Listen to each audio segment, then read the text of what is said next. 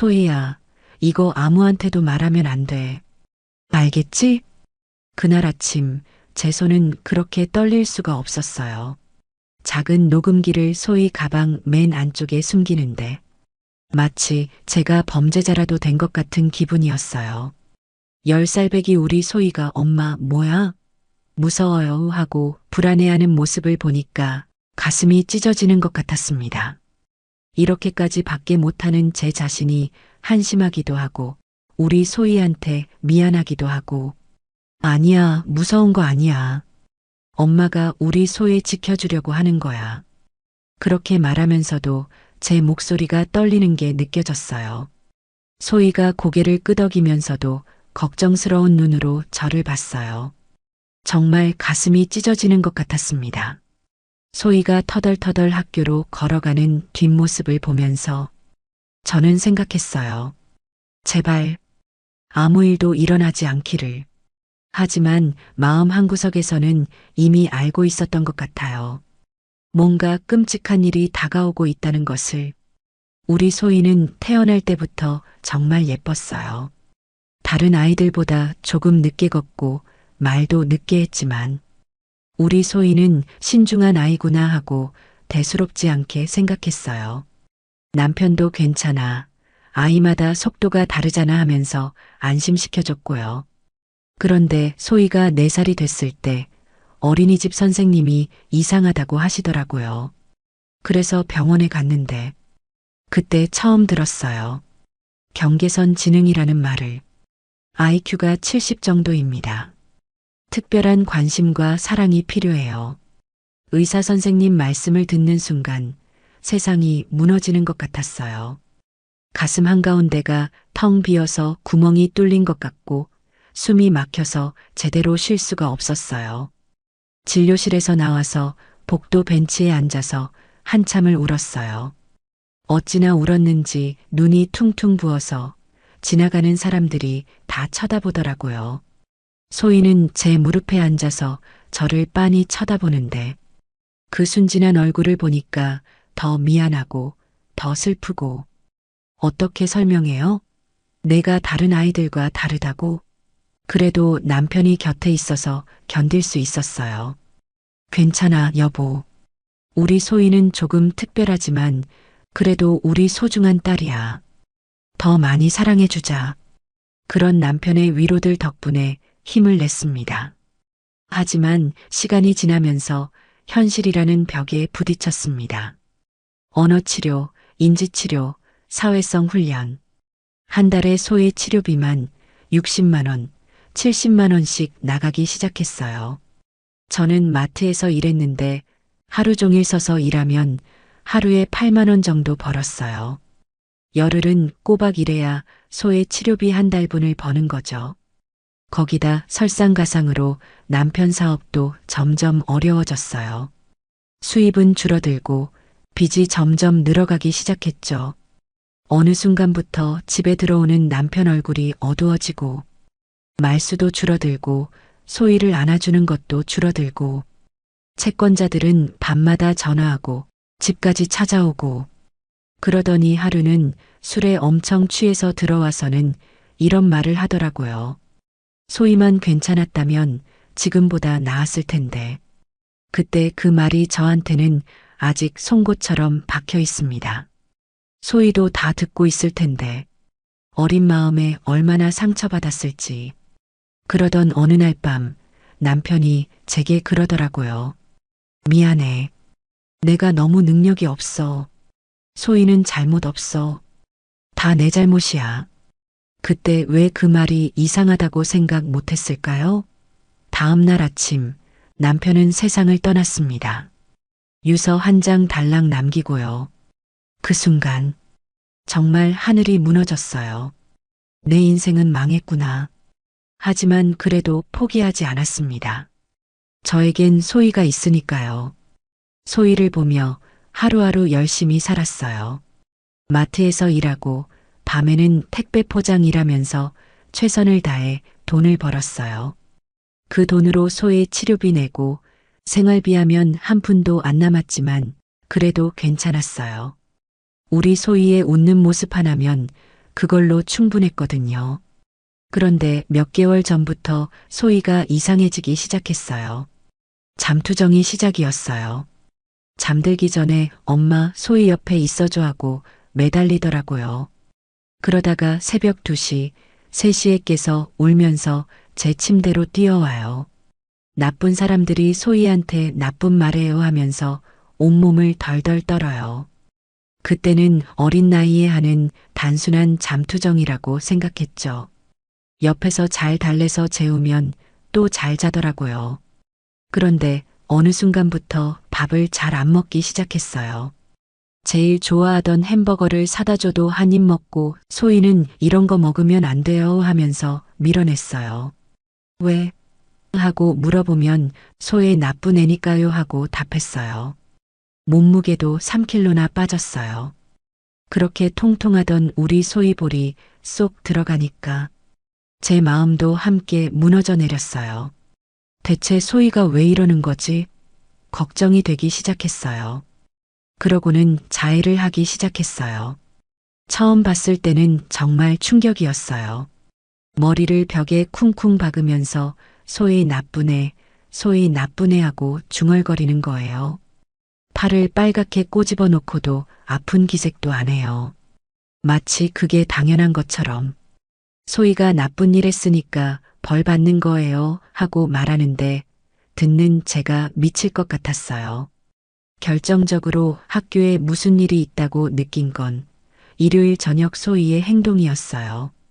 월요일이 되면 학교 가야 한다고 일요일 오후부터 벌써 불안해했어요. 엄마, 배 아파요, 머리 아파요 하면서 아픈 척을 하고요. 뭔가 잘못됐다고 직감적으로 느꼈습니다. 분명히 학교에서 뭔가 일어나고 있는 거예요. 즉시 학교에 전화를 걸었습니다. 안녕하세요. 소희 엄마입니다. 담임 선생님과 상담을 하고 싶어요. 다음 날 오후 저는 학교 상담실에서 박지영 선생님을 만났어요. 선생님, 우리 소희가 요즘 학교에 대해 안 좋은 얘기를 해요. 밤에 악몽도 꾸고. 혹시 학교에서 무슨 일이 있었나요? 아, 그런가요? 소희는 학교에서 아무렇지 않게 잘 지내고 있는데요. 정말요? 네. 수업도 열심히 듣고 친구들과도 잘 어울려 놀아요. 별다른 문제 없어 보이는데. 그런데 소희가 학교 가기 싫어해서 아이들이 가끔 그럴 수 있어요. 새학기 적응 기간이라서 그런 거 아닐까요? 걱정 안 하셔도 될 것 같아요. 그럼 수업 시간에도 문제 없나요? 소희가 아시겠지만, 아, 네. 알고 있어요. 그래도 소희는 정말 착한 아이예요. 다른 아이들보다 조금 느릴 뿐이지 아무 문제 없어요. 감사합니다. 그럼 잘 좀 부탁드릴게요. 그럼요. 그렇게 상담을 마치고 집에 돌아가는데 뭔가 찝찝했어요. 그럼 소희가 학교가 아닌 다른 곳에서 문제가 생긴 건가? 내가 잘 못 챙기고 있는 건가? 그런데 그렇다기엔 학교에 대한 얘기를 계속하고 학교를 너무 가기 싫어하는데 그 이후에도 계속 소희의 행동을 예의주시했어요. 하지만 상황은 나아지지 않고 더 악화됐습니다. 소희는 계속 자해를 했고 학교 가기 전날이면 엄청 힘들어했어요. 저는 너무 답답했어요. 대체 어떻게 해야 하지? 담임 선생님도 괜찮다고 하고 학교를 몰래 찾아갈 수도 없고 그래서 결국 이 녹음기를 산 겁니다. 올바른 행동이 아닌지 알지만 이것밖에 떠오르는 방법이 없었어요. 우리 소희에게 무슨 일이 일어나고 있는지 진실을 알아야겠더라고요. 그날 오후 소희가 집에 돌아왔어요. 체육복에 얼룩이 묻어 있는데 뭔지 모를 자국이 여기저기 있고 고개를 푹 숙인 채 가방을 던지듯이 내려놓더라고요. 소희야, 오늘 학교에서 뭐 했어? 몰라요. 소희 나쁜 애예요. 제 가슴이 쿵 하고 내려앉았어요. 소희는 나쁜 애 아니야. 엄마의 보물이야. 그렇게 말해도 소희는 고개만 더 푹 숙이고 자기 방으로 들어가 버렸어요. 저녁밥도 거의 안 먹고 평소보다 일찍 잠자리에 들더라고요. 밤 10시 소희가 깊이 잠든 걸 확인하고 저는 떨리는 손으로 녹음기를 꺼냈어요. 제발 별일 없기를. 재생 버튼을 눌렀어요. 처음에는 아이들 웅성거리는 소리, 선생님이 조용히 하세요 하는 소리, 평범한 교실 풍경이었어요. 그런데 야, 소희야, 너 왜 또 그래? 담임 박지영 선생님 목소리였어요. 하지만 제 앞에서 말씀하시던 그 다정한 목소리가 아니었어요. 차갑고 날카롭고 짜증이 섞인 목소리였어요. 선생님, 소희가 화장실. 소희의 작은 목소리가 들렸어요. 평소보다 더 작고 떨리는 목소리였어요. 또 화장실? 아까도 갔잖아. 너는 도대체 왜 그렇게 자주 가는 거야? 제 손이 떨리기 시작했어요. 그건 그냥 꾸중하는 소리가 아니었어요. 완전히 무시하는 사람의 목소리였어요. 기저귀 차고 다녀. 1분마다 화장실 가겠다고 하면 수업을 어떻게 해? 그 순간 녹음기를 꽉 쥐었는데 손에 힘이 너무 들어가서 손톱이 손바닥에 박힐 정도였어요. 가슴이 미어지는 것 같았어요. 그런데 더 충격적인 건 그 다음이었어요. 소희가 무슨 질문을 했어요. 그러자 입 다물어. 너 같은 애가 무슨 질문을 해? 너는 도대체 왜 여기 있는 거야? 그 말을 듣는 순간 정말 머리가 하얘졌어요. 손이 너무 떨려서 녹음기를 놓칠 뻔했어요. 눈에서 눈물이 펑펑 쏟아지는데 닦을 생각도 못 하겠더라고요. 너 같은 건 쓰레기통이나 들어가야지. 쓰레기통이라고? 그 순간 화를 주체할 수 없어서 벽을 주먹으로 쳤어요. 너무 세게 쳐서 손가락이 다 까지고 피가 났는데도 아픈 줄 몰랐어요. 분노와 절망이 동시에 밀려와서 어떻게 해야 할지 모르겠더라고요. 그런데 더 끔찍한 건 다른 아이들 소리였어요. 바보, 바보 소희. 아이들이 다 같이 소희를 향해 나쁜 말을 하고 있었어요. 하지만 선생님은 말리지도 않고 오히려 아이들을 부추기고 있었어요. 우리 소희를 집단 괴롭힘의 표적으로 만들고 있었던 겁니다. 그 다음에 들린 소희의 목소리. 정말 잊을 수가 없어요. 미안해요. 소희가 나빠서 미안해요. 우리 소희가 울면서 사과하고 있었어요. 뭔지도 모르는 일로 자기가 잘못했다고 사과하고 있었어요. 점심시간에는 더 끔찍했습니다. 야, 바보 소희다. 또 혼자네. 아이들이 조롱하는 소리가 들렸어요. 그러더니 뭔가 떨어지는 소리, 더러워. 하고 아이들이 웃는 소리. 소의 급식판을 떨어뜨린 것 같았어요. 미술 시간에는 미술 선생님까지 가세했어요. 소희야, 크레파스 치워. 너 같은 애가 뭘 그려? 쓰레기만 만들 텐데. 한 명도 아니고 담임부터 시작해서 다른 학생들, 다른 선생님들까지. 하루 종일 그런 말들을 들으면서 우리 소희는 학교를 다녔던 겁니다. 녹음기를 다 듣고 나서 바닥에 주저앉아서 울기만 했어요. 소리내서 울면 소희가 깰까봐 입을 손으로 막고 흐느꼈어요. 우리 소희가 그래서 그렇게 변한 거구나. 왜 진작 눈치채지 못했을까요? 왜 진작 대처하지 않았을까요? 엄마가 늦었어, 소희야.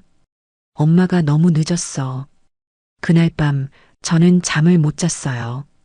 곤히 자는 소희 얼굴을 보면서 계속 미안하다고, 엄마가 지켜주겠다고 속으로 다짐했어요. 이제 뭘 해야 할지는 분명했어요. 증거는 명확했어요. 내일 당장 학교에 가서 교장 선생님을 만나서 단판을 지어야겠다고 생각했습니다.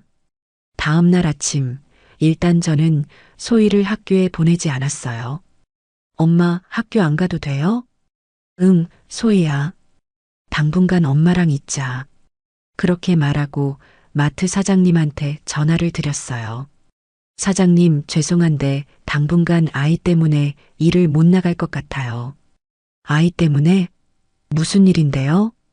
아이가 좀 아파서. 그럼 다른 사람한테 맡기세요.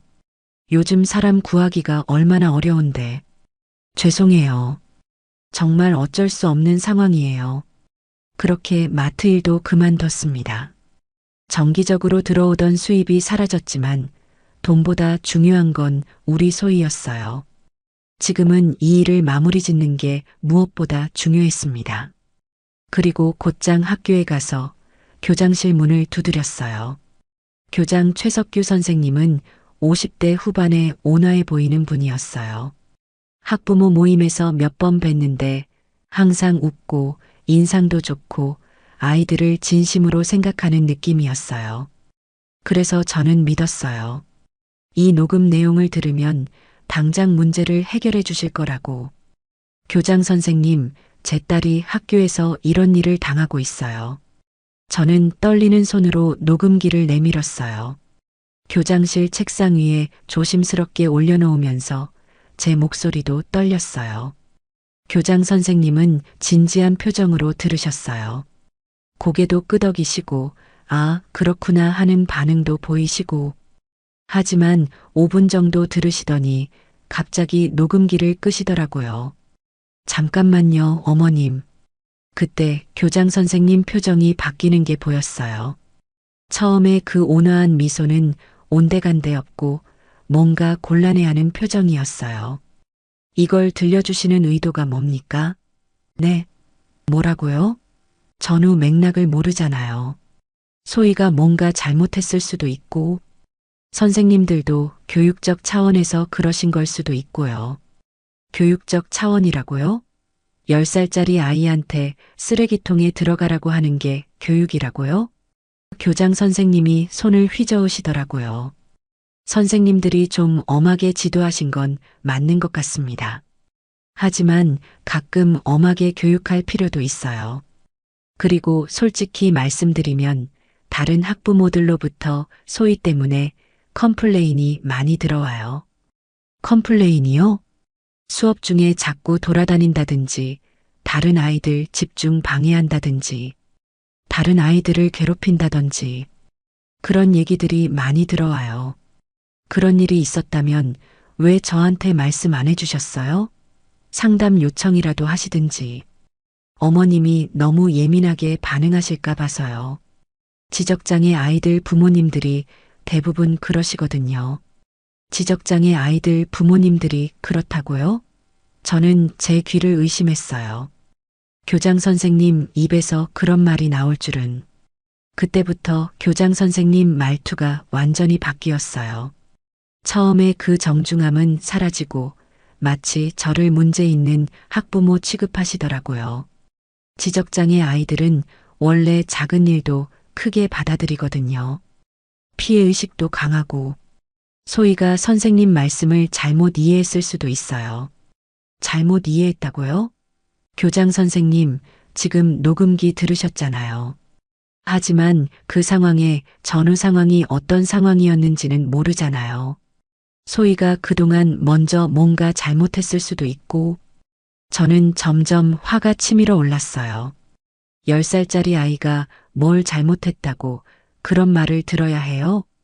어머님, 너무 감정적으로 접근하지 마세요. 학교 교육이라는 게 쉬운 일이 아니거든요. 그때 교장 선생님이 결정타를 날렸어요. 정그러시면 특수학교를 고려해 보시는 게 어떨까요? 소희 같은 아이들은 특수학교에서 더 적절한 교육을 받을 수 있을 거예요. 특수학교라고요? 갑자기 왜 특수학교 얘기를 하세요?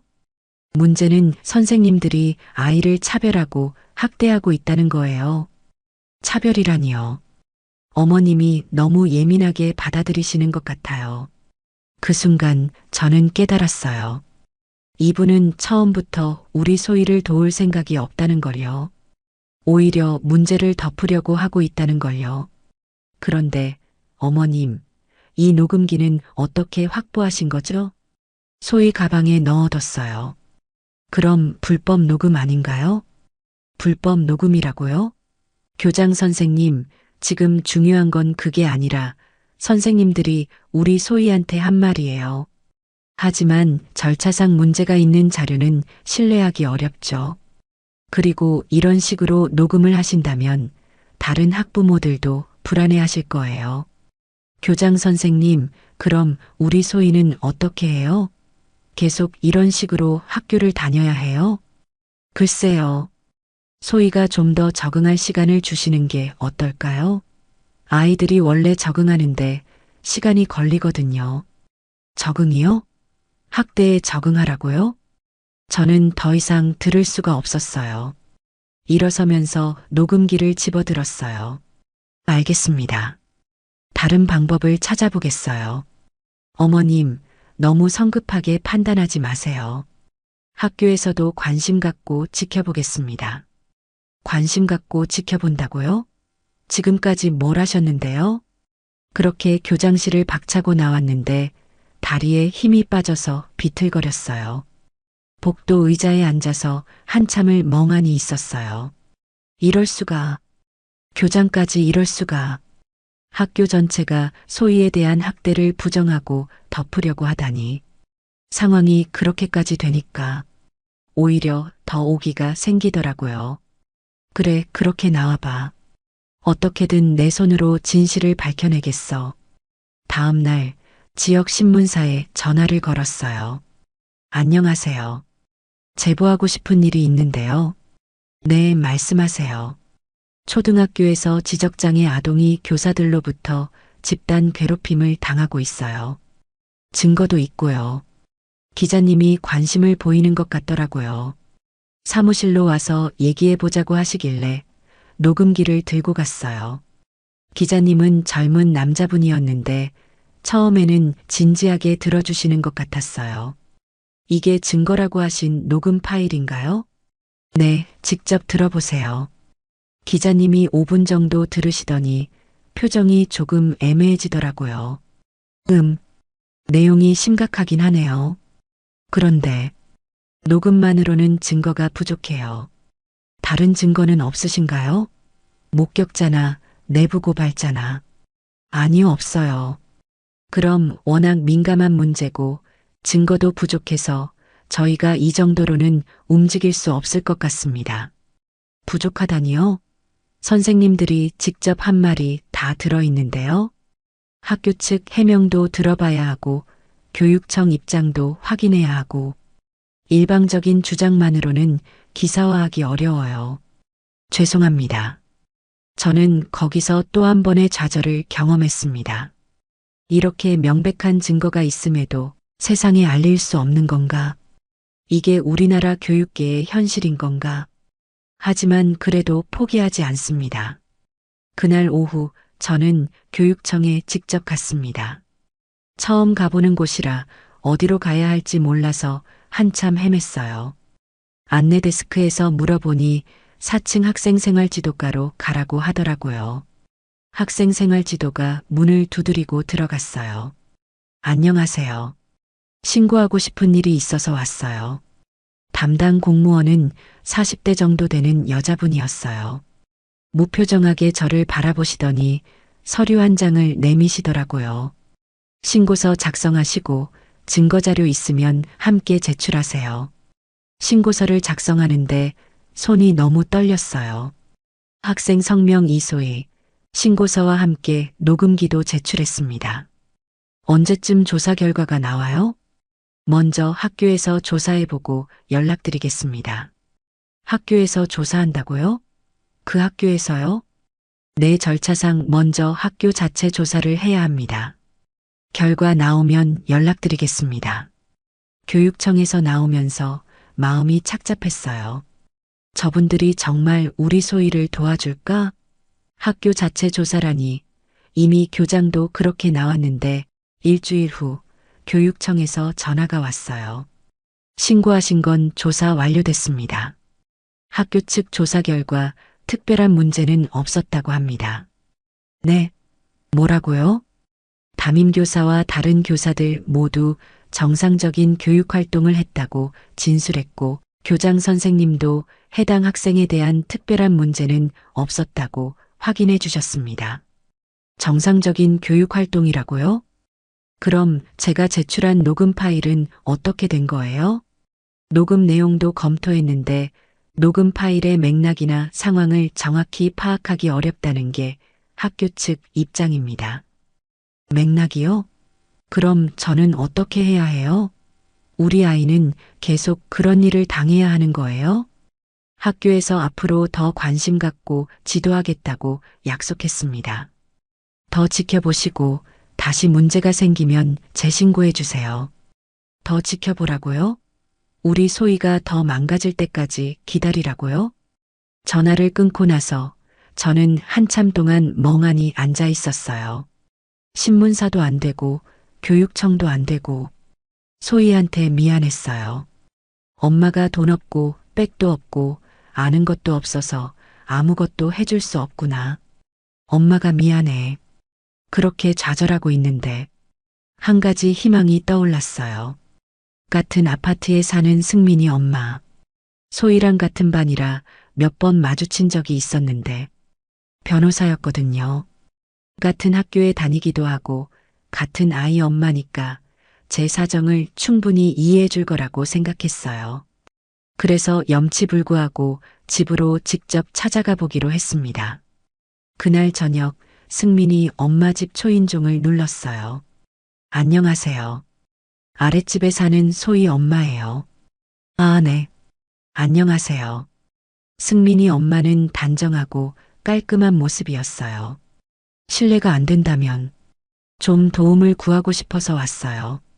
아, 들었어요. 학교에서 녹음기 사용하셨다면서요? 그 말을 듣는 순간 깜짝 놀랐어요. 어떻게 하셨지?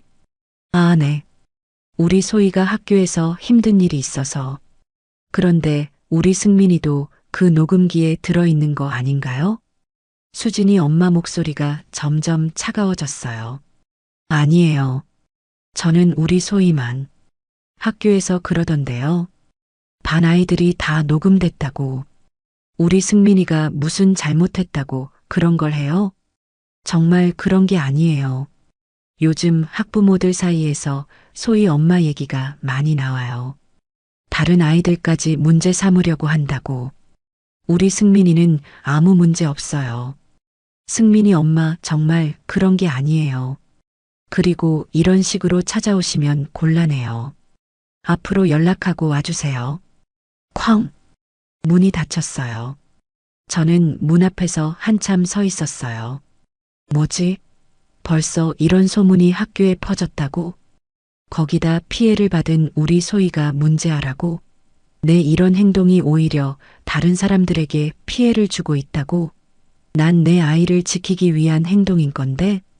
그날 저녁, 교장 선생님한테서 전화가 왔어요. 교육청에 신고하셨더라고요. 교육청은 결국 현장에 있는 저희 말을 믿을 수밖에 없거든요. 교육청에서도 또 그런 케이스구나 하고 보는 경우가 많아요. 지적장애 아이 부모들이 워낙 예민하게 반응하시니까 제 가슴이 터질 것 같았어요. 이 사람이 정말 교육자가 맞나 싶어서. 교장 선생님, 지금 무슨 말씀을 하시는 거예요? 그리고 솔직히 이런 일이 동네에 소문나면 소희한테도 좋을 게 없어요. 어머님도 여기서 계속 사셔야 하는데 이미 안 좋은 얘기들이 들리지 않아요? 협박이었어요. 대놓고 협박하고 있었어요. 저는 손이 떨려서 전화기를 제대로 잡을 수가 없었어요. 차라리 조용히 지내는 게 소희한테는 더 나을 거예요. 아니면 다른 학교로 전학 가시든지 아니면 특수학교를 알아보시든지. 전화를 끊고 나서 저는 한참 동안 멍하니 앉아 있었어요. 이게 현실이구나. 아이가 이렇게 학대를 당하고 있음에도 아무것도 할 수 없구나. 그날 이후 점점 더 주변 사람들의 시선이 달라지는 게 명확히 느껴지기 시작했습니다. 평소에 반갑게 인사하던 이웃들이 저를 피하기 시작했고, 슈퍼에 가면 수군거리는 소리가 들리고, 엘리베이터에서 만나면 어색한 침묵이 흘렀어요. 어느 날은 같은 반 민지 엄마가 저를 찾아왔어요. 소희 엄마, 잠깐 얘기 좀 해요. 민지 엄마는 평소에 친하게 지내던 사이였어요. 소희 엄마가 학교에 신고했다며? 선생님들을 고발했다고? 근데 우리 민지 얘기도 들어있어요? 다들 상황 파악은 하려 하지 않고 자기 자식이 연관되어 있는지만 생각하고 있었어요. 아니, 아무리 그래도 아무것도 모르는 아이들한테 죄를 뒤집어 씌우는 건 좀 아니지 않나? 어쨌든 이제 그만했으면 좋겠어요. 다른 아이들한테까지 피해주지 말고 조용히 삽시다 우리. 그렇게 말하고 민지 엄마는 가버렸어요. 그때 느꼈어요. 이제 내 주변엔 아무도 없구나. 내 아이를 지키려 한 행동 때문에 사회적으로 매장이 돼버렸구나. 일은 못해서 돈은 떨어져 가고 동네 사람들은 다 피하고 우리 소희는 학교도 못 가고 이게 내가 저지른 행동의 결과구나. 그날 밤 소희가 잠든 후 소희 옆에서 한참을 고민했어요. 내가 잘못한 건가?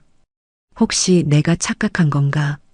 소희가 정말 다른 아이들한테 피해를 준 건가? 교장 선생님 말이 자꾸 생각났어요. 다른 학부모들로부터 컴플레인이 많이 들어와요. 선생님들도 어쩔 수 없어서 그렇게 말씀하신 건가? 지적장애 아이들은 상황을 제대로 파악하지 못한다고 하잖아요. 내가 너무 예민하게 반응한 건가? 다른 엄마들도 다 그렇게 말하고 있잖아요. 오버한다. 너무 민감하다. 혹시 정말 제가 문제인 걸까요? 소희의 잠든 얼굴을 바라봤어요. 소희가 정상 아이였다면 내게 일이 없었을 텐데 그 생각이 드는 순간 제가 정말 미쳐가는 것 같더라고요. 어떻게 엄마가 자기 아이한테 그런 말을 할 수 있어요? 하지만 그런 생각이 한번 들기 시작하자 멈출 수가 없더라고요. 부정적인 생각이 파도처럼 밀려오기 시작했습니다. 남편도 죽고 아이는 학대당하고 이제 동네 사람들까지 다 등 돌리고 눈물이 주르륵 흘렀어요. 차라리 조용히 살았으면 우리가 더 행복했을까? 우린 영원히 이렇게 살아야 하는 운명인 건가? 그 순간 이렇게 살아서 뭐해? 죽을까? 그런 생각이 스쳐 지나갔어요. 제 스스로한테 놀랐어요. 결국 이런 생각까지 하는구나. 그날 밤 수면제를 꺼내봤어요. 불면증 때문에 처방받은 건데 한 통에 30알이 들어있었어요. 이걸 다 먹으면 손에 들고 있는데 손이 덜덜 떨렸어요. 그 순간 소희가 잠결에 뒤척였어요. 엄마. 그 작은 목소리를 듣는 순간 제 정신이 번쩍 들었어요. 뭘 하고 있는 거야? 정말 미쳤나?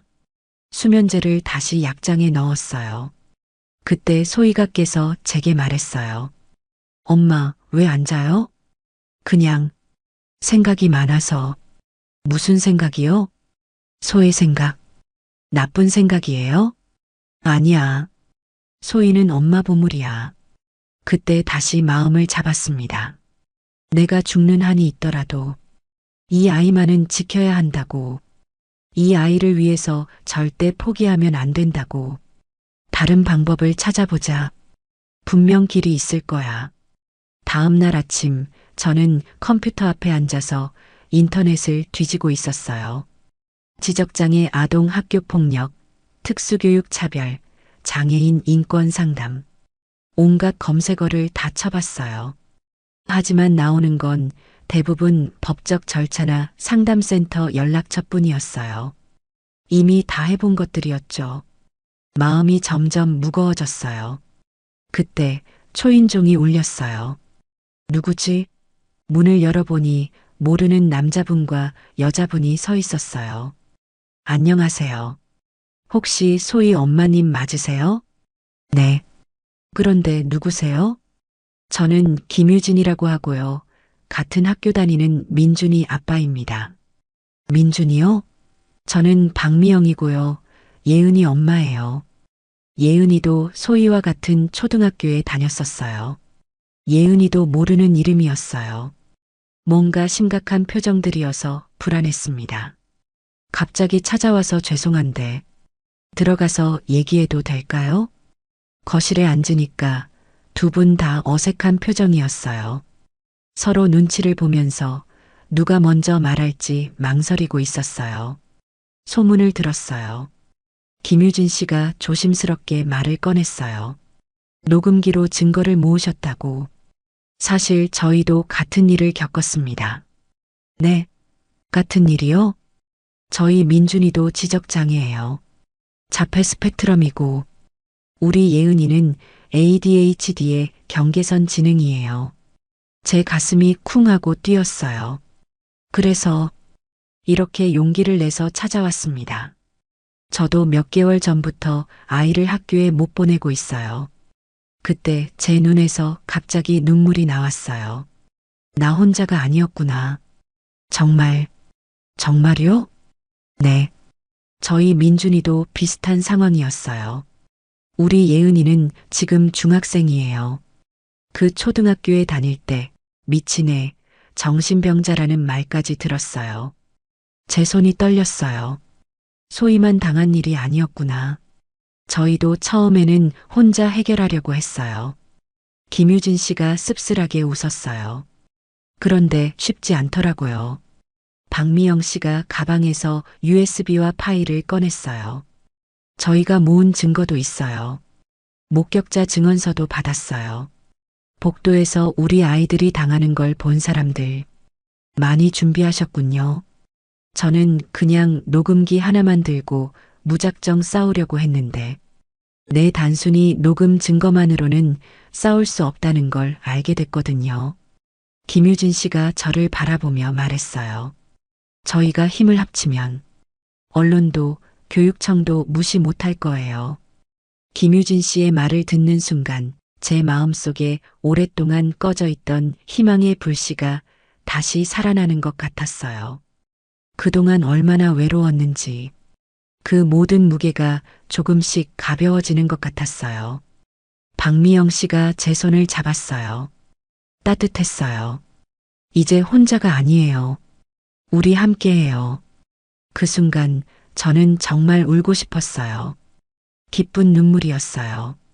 그럼 우리 어떻게 해야 할까요? 일단 모든 증거를 정리해요. 그리고 언론에도 제보해요. 세 가족의 이야기라면 관심도 클 거고요. 박미영 씨가 희망에 찬 목소리로 말했어요. 교육청에도 다시 가야겠어요. 이번에는 저희 셋이 함께. 그럼 내일 저녁에 다시 만날까요? 저희 집에서요. 김유진 씨가 제안했어요. 가족들도 모두 만나고 구체적인 계획도 세우고. 네, 감사합니다. 내일 봬요. 그날 밤 저는 오랜만에 편안하게 잠들 수 있었어요. 이제 혼자가 아니구나. 우리 소희를 지킬 수 있겠구나. 꿈에서는 소희가 다른 아이들과 함께 웃으면서 뛰어노는 모습이 보였어요. 오랫동안 보지 못했던 우리 소희의 밝은 모습이었어요. 다음 날 저녁 김유진 씨 집을 찾아갔어요. 김유진 씨 부인과 박미영 씨 남편도 함께 왔고 아이들도 모두 데려왔어요. 민준이는 11살로 소희보다 1살 위였는데 말은 별로 없지만 착해 보였어요. 예은이는 14살로 소희보다 나이가 많았고 활발한 성격이었어요. 안녕, 난 소희야. 난 민준이야. 예은이야. 아이들이 서로 인사하는 모습을 보니까 제 가슴이 따뜻해졌어요. 우리 소희가 오랜만에 또래 친구들과 만나는 거였거든요. 어른들은 거실에서 회의를 했어요. 구체적인 계획들을 하나씩 정리해 나갔고 그렇게 모든 준비를 마쳤습니다. 다음 주 월요일 저희는 교육청부터 갔어요. 4층 학생생활지도과에 도착했을 때 담당 공무원은 저를 알아봤어요. 같은 사건의 피해자들입니다. 박미영 씨가 단호하게 말했어요. 담당자 표정이 바뀌었어요. 일단 자료부터 보겠습니다. 저희가 준비한 모든 자료를 쏟아부었어요. 담당자가 몇 개 파일을 듣더니 얼굴이 굳어졌어요. 김유진 씨가 바로 얘기했어요. 학교 자체 조사가 어떻게 진행되는지 저희도 압니다.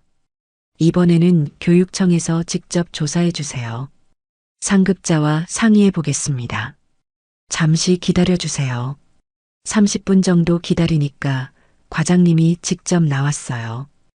이번 사건 관련해서 저희가 철저히 조사하겠습니다. 지난번과는 완전히 다른 태도였어요.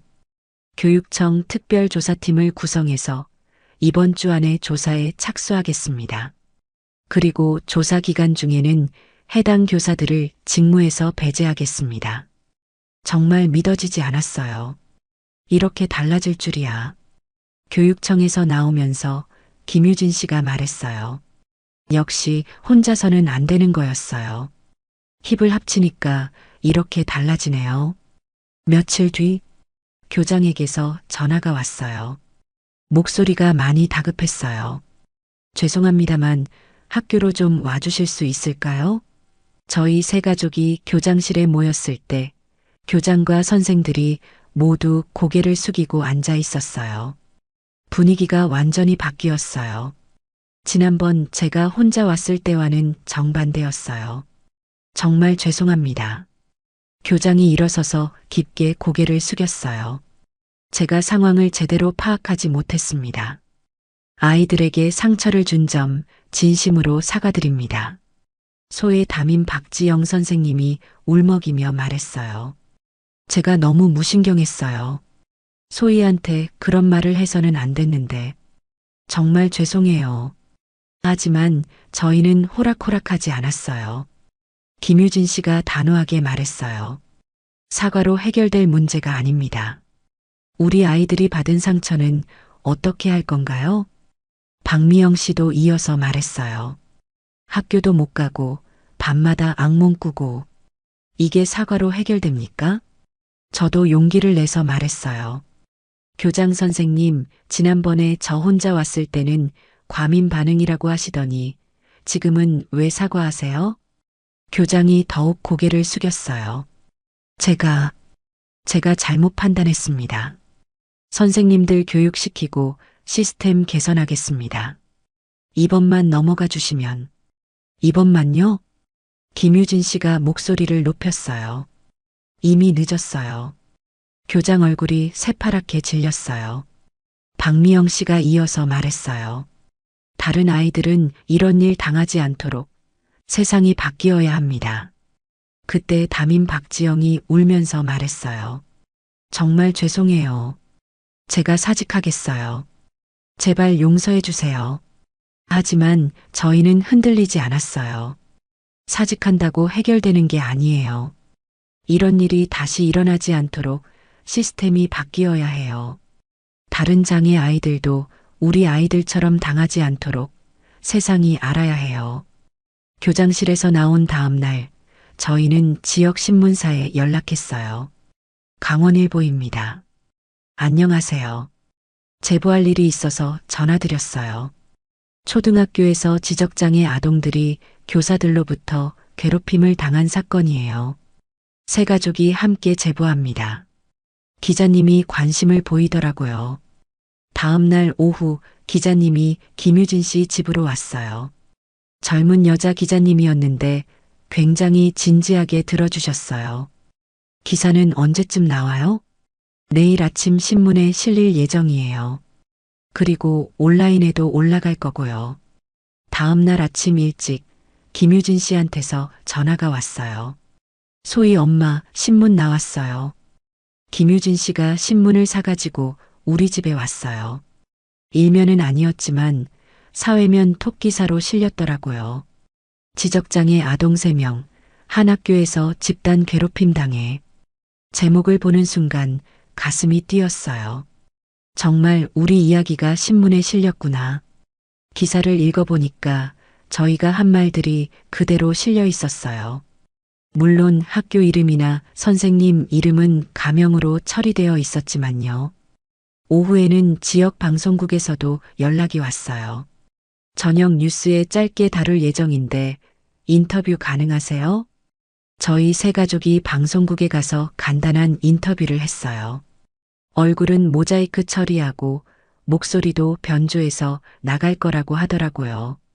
그날 저녁 7시 뉴스를 보는데 정말 나왔어요. 그 다음 날부터 조금씩 반응이 오기 시작했어요. 동네 사람들이 저를 보는 시선이 달라졌어요. 전에는 피하거나 수군거렸는데 이제는 수고 많으셨어요. 하고 인사해주는 분들이 생겼어요. 마트에서 만난 아주머니가 그러시더라고요. 신문에서 봤어요. 정말 힘드셨겠어요. 온라인에서도 조금씩 화제가 되고 있었어요. 지역 온라인 커뮤니티에 기사가 공유되고 댓글들이 달리기 시작했어요. 이런 일이 우리 동네에서 일어났다니. 장애 아이들한테 어떻게 그런 말을 할 수 있지? 학부모들이 정말 대단하다. 물론 부정적인 댓글도 있었어요. 요즘 부모들이 너무 예민한 거 아닌가? 아이들이 좀 힘들어도 그게 교육 아닌가? 하지만 대부분은 저희를 응원해주는 댓글들이었어요. 일주일 후 교육청에서 조사 결과를 발표했어요. 해당 교사들의 부적절한 언행이 확인되어 징계 절차에 들어간다. 담임교사 2명은 전보 조치, 1명은 견책 처분, 교장은 문책 경고 처분. 완전히 원하는 수준은 아니었지만 그래도 처벌이 나온 거였어요. 혼자였으면 절대 할 수 없었을 일이에요. 그리고 며칠 후 특별한 전화가 왔어요. 안녕하세요. 장애인권연대에서 연락드립니다. 네. 최근 언론 보도를 봤는데 저희가 도움을 드릴 수 있을 것 같아서요. 특수학교 입학 관련해서 저희가 지원해 드릴 수 있습니다. 세 가족 모두요. 정말요? 네. 언론 보도를 보고 시민들이 성금도 보내오고 있고 교육청에서도 피해 가족 특별 지원 정책을 검토하고 있어요. 정말 믿어지지 않았어요. 우리가 싸운 일이 이렇게 좋은 결과로 이어질 줄이야. 세상은 아직 따뜻하구나. 그날 저녁 소희에게 그 소식을 알려줬어요. 소희야, 엄마가 좋은 소식이 있어. 무슨 소식이요? 소희가 새로운 학교에 갈 수 있게 됐어. 새로운 학교요? 응. 소희 같은 특별한 아이들만 다니는 학교야. 거기서는 선생님들이 소희를 정말 사랑해 주실 거야. 소희가 눈을 반짝였어요. 정말이에요? 나쁜 말 안 하는 선생님들이요? 그럼. 절대 나쁜 말 안 해. 소희가 못하는 것도 천천히 가르쳐 주시고 소희가 잘하는 것도 많이 칭찬해 주실 거야. 그때 소희가 갑자기 제 품에 안겼어요. 엄마 고마워요. 뭐가 고마워? 엄마가 소희 지켜줘서. 그 말을 듣는 순간 제 눈에서 눈물이 주르륵 흘렀어요. 지난 몇 달간의 모든 일들이 한꺼번에 떠올랐어요. 녹음기를 숨기던 그 아침, 교장실에서 무시당했던 일, 혼자 울던 밤들, 자살까지 생각했던 절망의 순간들. 하지만 이제는 다 지나간 일이었어요. 우리가 이겨냈어요. 소희야, 엄마도 고마워. 엄마가 왜 고마워해요? 소희가 엄마의 딸이어서, 소희가 있어서 엄마가 이렇게 강해질 수 있었어. 다음 날 김유진 씨와 박미영 씨한테서 연락이 왔어요. 우리 다 같이 만나서 축하 파티해요. 아이들도 기뻐할 거예요. 그날 저녁 세 가족이 모였어요. 아이들은 신나서 뛰어다니고 어른들은 그동안의 일들을 돌아보며 이야기했어요. 정말 기적 같아요. 박미영 씨가 말했어요. 몇 달 전만 해도 이렇게 될 줄 꿈에도 몰랐어요. 김유진 씨도 고개를 끄덕였어요. 혼자였으면 절대 불가능했을 일이에요. 저도 마음 깊이 동감했어요. 세상에는 나쁜 사람들도 있지만 좋은 사람들도 많다는 걸 알았어요. 그리고 포기하지 않으면 길이 열린다는 것도. 아이들이 함께 그림을 그리고 있었어요. 정말 밝고 화려한 색깔들로 가득한 그림이었어요. 엄마들, 우리 그림 봐요. 소희가 신나게 소리쳤어요. 그림 속에는 무지개가 있고 그 아래서 새 아이가 손을 잡고 웃고 있었어요. 우리 새 학교 가서도 계속 친구할 거예요. 예은이가 말했어요. 응, 계속 같이 놀자. 민준이도 대답했어요. 이제 우리 아이들이 다시 웃을 수 있게 되었어요. 우리가 세상을 조금이나마 바꾼 거였어요. 3개월 후 드디어 그날이 왔어요. 소희야, 오늘 새 학교 첫날이야. 소희가 일어나자마자 저에게 달려왔어요. 엄마, 소희 진짜 새 학교 가는 거예요? 그럼 민준이랑 예은이도 같이 가는 거야. 소희 얼굴에 환한 미소가 떠올랐어요. 오랫동안 보지 못했던 그 밝은 표정이었어요. 새 학교에 도착했을 때 김유진 씨 가족과 박미영 씨 가족이 이미 와 있었어요. 소희야, 민준아, 예은아. 새 아이가 서로 보자마자 달려가서 안겼어요. 그 모습을 보니 제 마음이 따뜻해졌어요.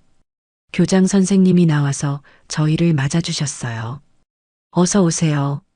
오늘부터 우리 학교 가족이 되는 거네요. 따뜻한 미소와 진심 어린 목소리였어요. 아이들이 적응할 때까지 저희가 세심하게 살펴보겠습니다. 걱정하지 마세요. 각 아이들의 담임 선생님들도 소개받았어요. 소의 담임은 이미경 선생님이었는데 30대 초반의 젊은 분이었어요. 소희야, 안녕? 선생님이 소의 담임 이미경 선생님이야. 선생님이 소의 눈높이에 맞춰 앉아서 말씀하시더라고요. 소희가 좋아하는 게 뭐야? 그림 그리는 거요. 어머, 선생님도 그림 그리는 거 좋아해. 우리 같이 예쁜 그림 그려볼까? 소희가 고개를 끄덕이며 선생님 손을 잡았어요. 그 모습을 보는 순간 제 눈에서 눈물이 났어요. 이런 모습을 보고 싶었어. 수업이 끝나고 아이들이 나왔을 때 세 아이 모두 웃고 있었어요. 엄마, 선생님이 소희 그림 정말 예쁘다고 하셨어요. 소희가 뛰어와서 말했어요. 정말? 어떤 그림? 나비 그림이요. 선생님이 교실에 붙여주신대요. 민준이와 예은이도 마찬가지였어요. 선생님이 민준이 발표 잘한다고 하셨어. 예은이는 노래를 잘 부른다고 하셨어. 집에 오는 길에 소희가 말했어요. 엄마, 내일도 학교 가고 싶어요. 정말? 네, 빨리 내일이 됐으면 좋겠어요. 그 말을 듣는 순간 제 마음이 벅차올랐어요. 6개월 후 학교에서 작은 발표회가 있었어요. 소희가 무대에 올라가서 자기가 그린 그림을 발표했어요. 이 그림은 소희가 그린 우리 가족이에요. 그림 속에는 하늘에서 웃고 있는 아빠와 손을 잡고 있는 소희와 엄마가 그려져 있었어요. 아빠는 하늘에 계시지만 소희를 지켜봐 주세요. 엄마는 소희를 많이 사랑해 주세요. 그래서 소희는 행복해요. 소희가 또박또박 발표하는 모습을 보니 눈물이 주르륵 흘렀어요. 우리 소희가 이렇게 당당하게 발표할 수 있게 되다니. 발표가 끝나고 소희가 제게 뛰어왔어요. 엄마, 소희 잘했어요? 최고였어, 소희야. 엄마가 정말 자랑스러워. 그날 밤 소희가 잠들기 전에 저에게 말했어요. 엄마, 소희가 엄마 딸이어서 정말 좋아요. 왜? 엄마가 소희를 지켜줘서, 나쁜 사람들한테서 구해줘서, 그리고 좋은 학교도 보내줘서, 이제 소희는 무섭지 않아요. 그 말을 듣는 순간 지난 1년간의 모든 일들이 주마등처럼 스쳐 지나갔어요. 소희야, 엄마도 소희가 딸이어서 정말 자랑스러워. 엄마 때문에 엄마가 강해질 수 있었어. 소희가 환하게 웃으며 잠들었어요. 길고 힘겨운 시간이었지만 결국 우리는 이겨냈습니다. 세상은 때로 차갑고 불의로 가득하지만 끝까지 함께하면 따뜻한 빛을 만날 수 있다는 것을 알았습니다. 여러분도 저와 같은 일을 겪고 있다면 포기하지 마세요. 반드시 승리할 겁니다. 반드시 좋은 날이 올 겁니다. 지금까지 긴 이야기 들어주셔서 감사합니다. 지금까지 구름 같은 이야기였습니다. 감사합니다.